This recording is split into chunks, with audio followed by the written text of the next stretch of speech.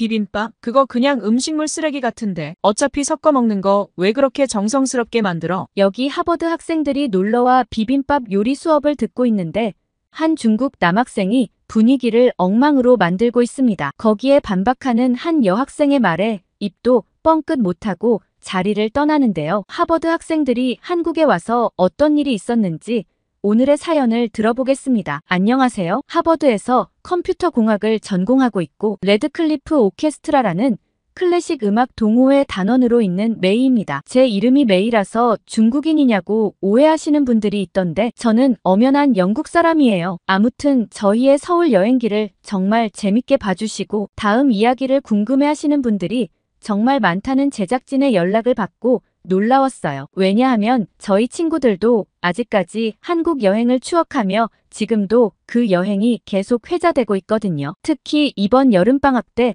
가족이나 친구들과 한국 여행을 계획하고 있는 애들도 굉장히 많이 있어요. 아무튼 오늘은 저희의 전주와 통영 여행 이야기를 들려드리려고 해요. 저희는 서울 경복궁과 진관사에서 놀라운 경험을 하고 나서 전주로 이동했습니다. 사실 저는 전주라는 이름을 처음 들어봤어요. 그런데 친구들끼리 한국의 어느 도시를 가는 게 좋을까 투표를 했을 때 서울을 제외하고 압도적으로 인기가 많았던 곳이 전주였어요. 저는 처음에 전주가 어디길래 친구들이 다 전주를 가고 싶어 할까 궁금했습니다. 솔직히 한국 하면 서울이나 부산이 유명하니 전 유명한 곳을 가고 싶었거든요. 그런데 제시가 보여준 영상을 보고 깜짝 놀랐습니다. 전주의 한옥마을이란 곳은 정말 아기자기하고 예뻤거든요. 난생 처음 보는 한옥은 고즈넉하면서 우아한 멋이 있었어요. 한옥마을에 가면 이런 곳에서 잘 수 있다고 하는데 친구들이 왜 그렇게 전주를 추천했는지 그 한 장면만 보고도 바로 납득할 수 있었습니다. 전주를 가기 위해서 저희 단원들은 전세버스를 타고 이동했어요. 한국 KTX를 한번 타보고 싶었는데 전세버스를 타고 가야 한다는 점이 살짝 아쉬웠어요. KTX를 타면 1시간 50분이면 도착하던데 차로는 3시간 정도가 걸렸죠. 하는 수 없다고 생각하며 버스를 기다리는데 회장인 카이의 말에 저는 긴장하고 말았습니다. 이동할 때 친구들끼리 친교를 위해 짝을 랜덤으로 정하기로 했거든요. 그래서 한국 오는 비행기에서는 중국인 제이슨과 같이 앉았어야 했어요. 비행시간 내내 떠들고 냄새나는 제이슨 때문에 힘들었는데 또 누가 잘못 걸리면 어쩌나 정말 걱정스러웠습니다. 카이가 랜덤으로 배정한 제 짝지는 유나였어요. 한국인 단원이었는데 아무래도 저희 단원들이 거의 120명이라 유나는 얼굴과 이름만 알고 얘기를 해본 적은 거의 없었죠. 그치만 누가 됐든 제이슨보단 낫겠다고 생각하며 유나의 옆자리에 앉아 전주로 향했습니다. 3시간이나 걸리는데 잠도 오지 않아 멀뚱멀뚱 눈을 뜨고 있는데 유나가 먼저 말을 걸어왔어요. 아무래도 한국인이라 자기 나라에 온 친구들의 반응이 궁금한 듯 보였습니다. 저는 한국 정말 최고라며 경복궁에서 한복 입었을 때 너무 예뻐서 기분이 좋았다고 말했어요. 유나는 한국이 좋은 인상을 남겨서 다행이라고 말하곤 혹시 심심하면 같이 볼래? 라며 휴대폰을 보여줬습니다. 유나가 보여준 영상은 한국 영화인 것 같았습니다. 엄청 덩치 큰 남자가 나와서 다 때려 부수는 영화였는데 처음엔 좀 과격하다 싶었는데 보면 볼수록 정말 통쾌하더라고요. 무엇보다 영화 곳곳에 코믹한 요소들이 많아 저는 순식간에 몰입해 유나와 함께 영화에 푹 빠졌습니다. 한참 전주로 향하던 버스는 갑자기 어느 곳에 멈췄습니다. 기사님은 휴게소라며 10분 정차할 예정이니 10분 뒤에 돌아오라고 하셨죠. 저는 친구들의 반응을 보고 깜짝 놀랐습니다. 모두들 우르르 내리는 게 아니겠어요? 아니 얘들이 그렇게 화장실을 가고 싶었나 의아했습니다. 유나는 아마 알감자나 오징어 버터구이 사 먹으러 가나 보다며 웃더라고요. 저는 유나가 무슨 말을 하나 싶었는데 이내 제 단짝 제시도 지금 이러고 있을 때가 아니라며 저를 끌고 밖으로 나갔습니다. 모두들 화장실을 가는 게 아니라 매점에 줄을 서 있었습니다. 굳이 휴게소 같은 곳에서 음식을 사 먹을 필요가 있나 의아했습니다. 휴게소에서 사 먹는 음식은 대부분 저렴한 싸구려 음식이니까요. 전 그냥 화장실이나 갔다 온다고 말했고 제시는 후회하지 말라며 줄을 서더라고요. 아니 대학생이나 된 애들이 뭐 저런 군것질거리 때문에 줄까지 서는지 이해가 잘 안 갔습니다. 먹고 싶으면 편의점에서 과자 같은 걸 사 먹는 게 줄도 안 서고 편하지 않나 싶었죠. 화장실에 도착한 저는 위를 올려다보고는 두 눈이 휘둥그레졌어요. 큰 TV 화면에 초록색 빨간색으로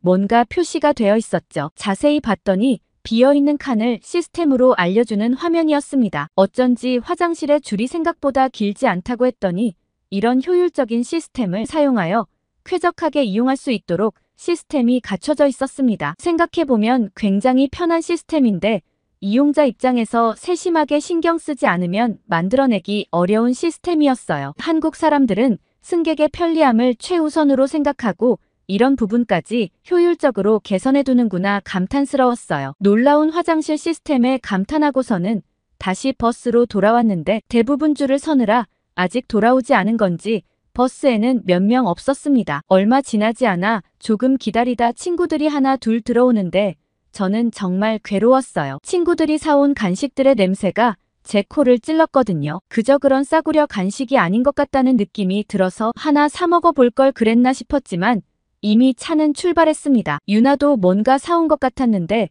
제가 궁금해하는 것 같아 보이자 같이 먹자고 말해주었어요. 먹을 걸 나눠주는 사람이 제일 착한 사람인데 어쩜 그 순간만큼은 유나가 천사처럼 보였습니다. 유나가 사온 건 핫바와 알감자라는 음식이었어요. 알감자는 굳이 안 먹어봐도 괜찮을 것 같았어요. 어차피 감자가 거기서 거기 아닌가요? 그런데 유나는 알감자를 제일 좋아한다며 이거 먼저 먹어보라고 하더라고요. 거절하기가 애매해서 유나가 주는 알감자를 한 입 베어 물어봤는데 저는 두 눈이 번쩍 뜨였습니다. 아니 무슨 감자가 이렇게 맛있어? 라는 생각이 들었죠. 잘 구워진 감자 겉에 고소한 버터로 한 번 그리고 설탕으로 두 번 코팅되어 있었습니다. 진짜 별거 아닌데 정말 맛있었죠. 과연 유나가 가장 좋아하는 휴게소 음식이라는데 납득할 만한 맛이었습니다. 그리고는 핫바도 먹어보라고 한 입 나누어 주는데 해물이 잔뜩 들어가 있는 데다가 포슬포슬 맛있었습니다. 미국은 휴게소가 그냥 작은 슈퍼 수준이라 그 생각만 하고 휴게소 음식이 싸구려 음식이라는 건 순전히 제 착각이었습니다. 아까 자세히 살펴보지 않은 게 정말 아쉬웠죠. 유나에게 한국은 휴게소 음식도 이렇게 고퀄리티냐고 혹시 셰프들이 요리를 해주는 거냐고 물어보자 유나는 제 반응이 재밌다는 듯 웃었습니다. 한국 사람들은 먹는 것에 워낙 진심인 사람들이 많아 휴게소 음식들도 많이 발전되었다고 했습니다. 그리고 심지어는 특정 휴게소마다 유명한 음식들이 있어서 휴게소 맛집이 표시된 지도도 따로 있고 그 음식들을 도장 깨기 하듯 먹으러 가는 사람들도 있다고 했어요. 한국 음식들이 다 맛있는 데는 이유가 있구나 싶었어요. 다음 휴게소에 갈 때는 반드시 저도 잔뜩 먹을 걸 사와야겠다는 다짐을 하고 유나와 다시 영화에 빠져들었습니다. 범죄와 관련된 영화였는데 주인공이 덩치가 산만해서 펀치 한 번으로 악당들을 날려버리는 게 속이 시원했습니다. 유나는 한국에서 유명한 시리즈물인데 곧 4편이 개봉될 예정이라고 했죠. 한국 사람들은 이런 재밌는 컨텐츠가 나오자마자 바로바로 볼 수 있어서 정말 좋겠다는 생각이 들었어요. 한국 컨텐츠를 미국 극장에서 보거나 혹은 넷플릭스로 보기까지는 좀 기다려야 하니까요. 아무튼 전주로 이동하는 3시간은 유나와 함께 본 영화와 휴게소 음식으로 하나도 지루하지 않았습니다. 전주에 내려 처음 도착한 곳은 친구들이 정말 기대했던 한옥마을이었어요. 마치 다른 세상에 온 것 같은 느낌이 들었습니다. 옛날 그림책 속에 들어온 기분이 들었죠.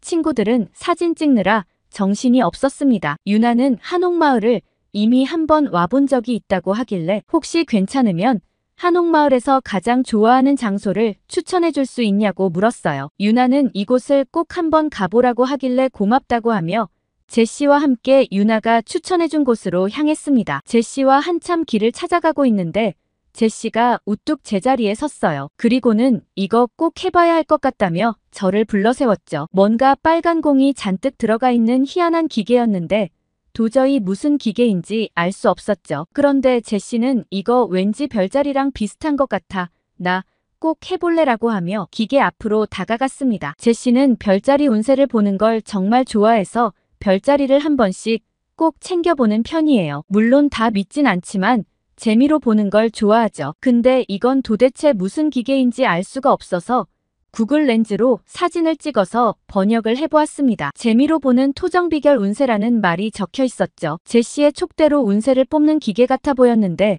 통이 워낙 많아 뭘 뽑아야 할지 알 수 없었습니다. 저희가 우물쭈물 거리고 있자 한 한국인이 다가왔어요. 한복을 입고 놀러온 한국인 같았는데 도움이 필요하냐고 저희에게 물었죠. 저희는 정말 감사하다고 이게 별자리 운세 같은 게 맞냐고 물어보니 맞다고 했습니다. 이건 한국에서 태어난 해에 따라 띠별 운세를 보는 거라고 얘기했죠. 한국에는 이런 방식으로도 운세를 보는구나 싶고 재밌어 보여서 저도 해보겠다고 했어요. 그런데 문제는 저희가 무슨 띠인지 알 수 없었죠. 그러자 한국인은 친절하게 언제 태어났냐고 물어보고선 인터넷으로 검색해서 저희의 띠를 알려주었습니다. 그리고 한자로 동물들이 적혀 있다고 알려주며 저희가 뽑아야 하는 통을 알려주었죠. 미국이라면 이렇게 남을 도와주지 않을 텐데 한국인들은 조금만 곤란해하면 누구든 다가와 친절하게 도와준다는 점이 인상 깊었습니다. 저희를 친절하게 도와준 한국인에게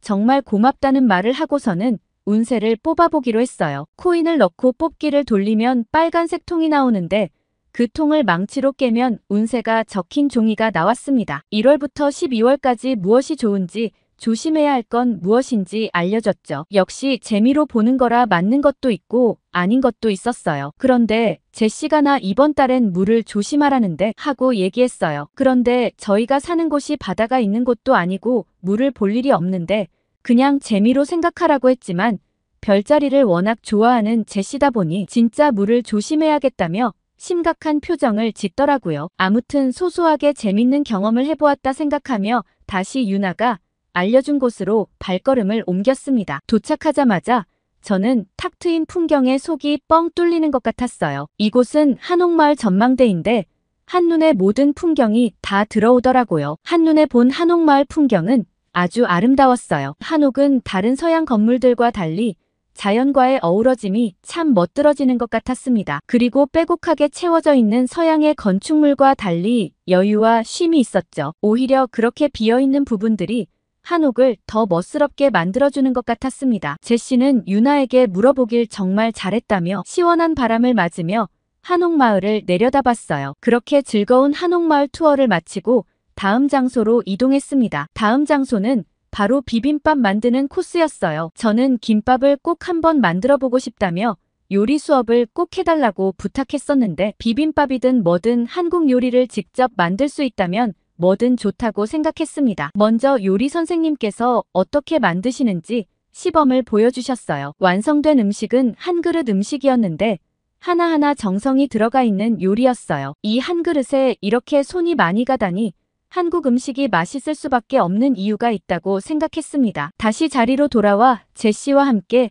비빔밥 재료를 만들기 시작했죠. 어디서 웅성웅성 거리는 소리가 들렸습니다. 고개를 돌려 친구들을 바라보는데 또 제이슨이었죠. 제이슨은 비빔밥 이거 완전 음식물 쓰레기 같다고 개밥 같은 음식을 왜 만드냐고 불평을 하더라고요. 어차피 섞을 거 따로따로 만드는 이유도 모르겠고 거의 다 나물이라 맛도 없을 것 같다고요. 다른 나라의 음식을 개밥이라고 표현하다니 정말 무례하기 짝이 없었어요. 하여간 저렇게 매사에 부정적인 애는 이런 훌륭한 음식을 두고서도 불평을 하는구나 싶었습니다. 그러자 회장인 카이가 조용히 제이슨을 따로 불렀어요. 그리고선 중국은 책상 빼고 다리 달린 건 다 먹지 않냐며 왜 이렇게 난동을 부리냐고 했죠. 그러자 제이슨은 더욱 화가 난 것 같은 눈치였습니다. 죄다 중국 문화 뱉기는 한국이 뭐가 그렇게 대단하길래 계속 한국만 감싸고 도냐고 했죠. 그러면서 다음엔 꼭 중국을 가자며 고래고래 소리를 질렀습니다. 모두들 대답하라고 중국 갈 거냐고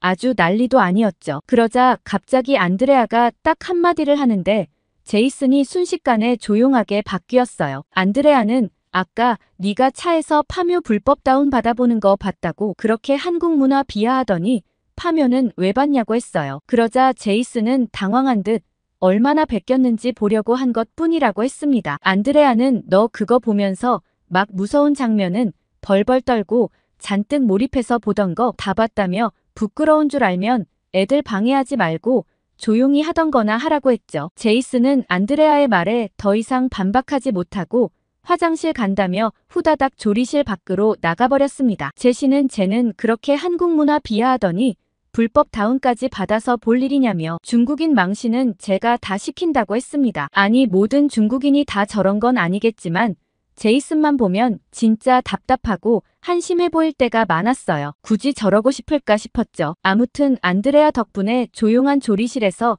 다시 비빔밥 만들기에 집중했습니다. 비빔밥을 만들 때는 모든 재료들을 하나하나 손질해야 한다는 점이 힘들었어요. 정말 많은 시간을 필요로 했습니다. 한국인들은 이런 음식들을 종종 만들어 먹는다니 보통 수고스러운 일이 아니라는 생각이 들었어요. 한국의 엄마들이 정말 대단하다는 생각을 했습니다. 드디어 제시와 제가 직접 만든 비빔밥이 완성되었고 다른 친구들도 하나둘 음식을 완성했어요. 다들 뿌듯한 마음에 사진을 찍고 자랑하기 바빴죠. 드디어 제가 직접 만든 비빔밥을 한 입 먹어보는데 정말 맛있더라고요. 그리고 직접 만들면서 느꼈지만 튀기거나 굽는 게 아닌 건강한 조리법으로 만든 거라 몸에도 참 좋겠다는 생각을 했습니다. 아삭아삭하게 씹히는 나물들이 매콤한 고추장과 어울려 씹을수록 고소했어요. 그런데 갑자기 제시가 하나 빼먹었다며 큰일 났다고 하더라고요. 지금도 충분히 맛있는데 뭘 빼먹었냐고 묻자 이 기름을 안 넣었다고 했어요. 기름은 굳이 건강하지도 않은데 넣을 필요 있냐고 했는데 이게 핵심이라며 제 그릇에 한 바퀴 휙 두르고 자기 그릇에도 한 바퀴 휙 두르더라고요. 저는 굳이 안 넣어도 맛있어서 괜히 넣은 거 아닌가 싶었는데 밥에서는 고소한 향이 확 올라왔습니다. 순식간에 침이 고이는 향이었죠. 나중에 요리 선생님께 물어보니 참기름이라고 했어요. 참기름을 두르자마자 요리는 순식간에 풍미가 있어지면서 그야말로 미친 맛으로 변했습니다. 눈이 번뜩 뜨여 이걸 꼭 사가야겠다며 휴대폰에 따로 적어두고 사진도 찍어뒀어요. 그렇게 제시와 정말 배부르게 비빔밥 한 그릇을 뚝딱 했습니다. 그리고는 한옥 숙소로 돌아갔죠. 모두들 기대했던 시간이라 이 순간만 기다리고 있었는데 갑자기 맨 앞에 친구가 쭈뼛쭈뼛거리더니 멈춰섰습니다. 왜 그러나 의아했는데 저는 어안이 벙벙했죠. 한옥에서는 신발을 벗고 들어가는 거라며 유나가 먼저 시범을 보였습니다. 실내에서도 신발을 신고 생활하는 터라 신발을 벗는다는 게 너무 어색했어요. 다들 낯선 문화에 누구 하나 나서지 않고 그대로 서 있었죠. 그렇지만 한국에 왔으니 한국 문화를 따라야 한다고 생각하며 제가 먼저 신발을 벗고 한옥에 들어섰어요. 그런데 저는 발을 대자마자 깜짝 놀랐습니다. 바닥에서는 온기가 올라오고 있었어요. 그때는 아직 이른 봄이라 밤에는 꽤 추웠거든요. 그런데 따뜻한 온기 덕분에 몸이 스르르 녹을 것 같았죠. 바닥도 신발을 신고 들어오는 게 아니라 깨끗하니 저는 등을 대고 누워버렸습니다. 제 행동에 친구들은 다들 놀라워하며 하나 둘 신발을 벗고 따라 들어왔어요. 그러곤 모두 저를 따라 바닥에 누웠죠. 처음엔 제가 갑자기 바닥에 눕길래 이상하다고 생각했는데 따뜻한 바닥을 느끼곤 이해가 된다며 정말 좋다고 얘기했어요. 유나는 한국 전통 난방 방식인 온도를 차용해 만든 보일러라고 얘기해 주었습니다. 옛날엔 직접 아궁이에 불을 떼어 바닥부터 난방을 시작해 방 안의 공기를 데워주었다고 말했죠. 따뜻한 공기는 위로 올라오고 찬 공기는 아래로 내려가는 성질을 이용해 만들었다는 유나의 설명을 들으면서 과학적인 온돌 구조에 감탄했습니다. 그날 밤은 태어나서 처음 바닥에 이불을 깔고 자는 거라 잘 잘 수 있을까 걱정했지만 따뜻한 방바닥 덕분인지 편안하게 잘 수 있었어요. 생각보다 바닥에 자는 것도 할만하더라고요. 다음날 저희는 전주의 한 대학교에서 예정되어 있었던 공연을 마치고 통영으로 이동했습니다. 통영에는 국제음악당이 있는데 거기서는 꽤 수준 높은 공연이 많이 열리곤 해요. 특히 매년 봄에 열리는 통영국제음악제는 독일의 유력 일간지인 프랑크푸르트 알게마인의 차이퉁에서 아시아의 짤츠부르크 페스티벌이라고 소개했던 만큼 아시아에서 가장 영향력 있고 높이 평가되는 현대 음악제 중 하나이죠. 그래서 오케스트라 단원인 저희도 통영국제음악당에서 연주할 수 있게 되어 매우 영광이라고 생각했습니다. 그런데 통영에 도착하자마자 저는 깜짝 놀랐어요. 한국은 어떻게 도시마다 분위기가 정말 다르더라고요. 서울은 화려함과 높은 건물에 압도당하면서도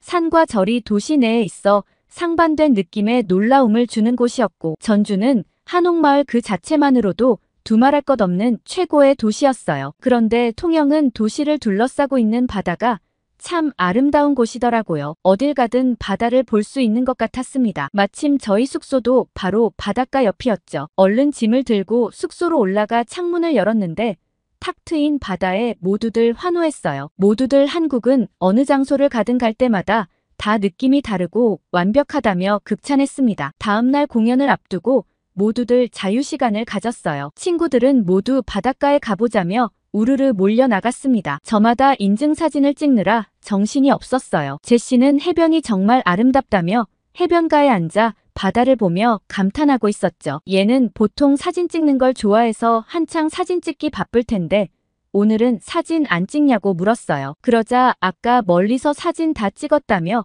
낮에 본 운세에 물을 조심하라고 해서 그냥 멀리서 구경한다고 했어요. 저는 운세를 믿는 제시가 귀엽기도 하고 웃기기도 했습니다. 그런데 그때 갑자기 어디선가 비명소리가 들렸어요. 저희 친구 중 한 명이 바위 위에서 사진을 찍다 미끄러져 바다에 빠져버렸죠. 바위 아래쪽이라 생각보다 수심이 깊고 파도가 세차게 치는 바람에 다들 우왕좌왕 어쩔 줄을 몰랐습니다. 생존 수영이니 응급상황 구조니 많이 배웠지만 막상 현실로 닥치니 머리가 하얗게 되어버렸죠. 모두 정신없이 허둥대는 와중에 갑자기 바다 위에 드론이 한 대 뜨더니 얼마 지나지 않아 순식간에 해양구조대의 보트가 나타났어요. 주변엔 아무것도 없어 보였는데 어디서 나타난 건지 깜짝 놀랐죠. 구조대는 순식간에 물에 빠진 친구를 구했고 얼마 지나지 않아 구급차가 오더라고요. 마치 기다렸다는 듯 구급차가 나타나는 바람에 소름이 끼쳤어요. 친구가 물에 빠진 것도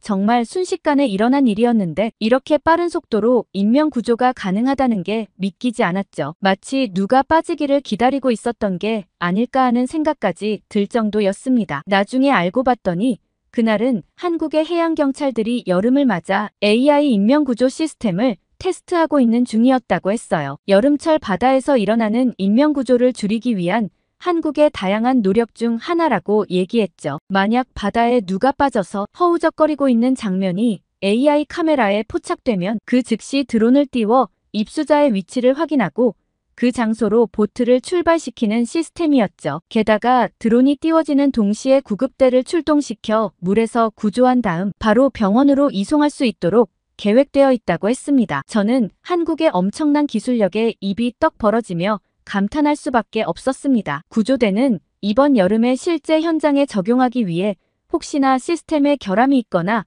부족한 부분이 없나 테스트하고 있었는데 다행히 그 기술로 친구를 구할 수 있었던 거죠. 이런 영화 같은 일이 가능하다는 게 놀랍고 충격적이었습니다. 이런 기술을 구현할 수 있는 한국이 대단했고 이런 시스템을 개발해서 적용 예정이라는 점도 놀라웠죠. 물에 빠졌던 친구는 다행히 구조대의 빠른 구조로 인해 바위에 다리가 좀 긁혔을 뿐 큰 위험은 없었습니다. 다시 미국으로 돌아와서 학교 측에서도 한국 구조대에 감사함을 전달했죠. 이런 시스템을 미국 전역에 도입하면 어떨까 하는 생각이 들면서 한국의 기술력이 부러웠습니다. 한국의 기술력에 감탄하고 있는데 옆에서 제시는 소름 돋는다고 했죠. 한국 기술력이 어마어마해서 그런가 보다 했는데 아니라며 아까 한옥마을에서 봤던 운세가 딱 맞았다며 놀라워했어요. 물을 조심하라고 했는데 진짜 조심하길 잘했다고 하면서요. 제시는 이제 별자리가 아니라 한국 운세를 봐야겠다고 생각했습니다. 그리고 한국에 가면